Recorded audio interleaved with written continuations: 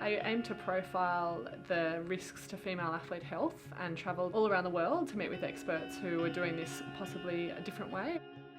There's a number of risks to female athlete health that are unique.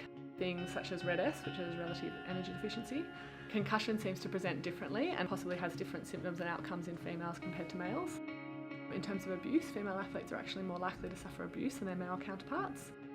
I mean, I could go on and on, but there's a range of other areas where female injury and illness patterns present differently just because of our genetic differences and our anatomy. We need to make sure any research we do and any projects we do across not just performance health but with our other sports sciences that we include female athletes. So a lot of the research has previously been done in male populations. In a broader context, we need to make sure we have resources available for our female athletes and we have a high level of education around these differences between, or gender differences between male and female athletes, so we can actually make better clinical decisions and keep our athletes performing at their best. So I think it's been well documented that having gender balance at all levels of organisations, not just sporting organisations, is actually beneficial to the organisation. Traditionally, a lot of the bigger jobs or the more high profile jobs have been with male teams and male sports clubs because obviously they've gone professional a lot earlier than the women. Having these women's leagues starting and these female athletes having the same opportunity as men also gives a really great opportunity for clinicians working around those teams to start to show that actually there's a real role for people wanting to work in female sport and in women's sport, and there's a real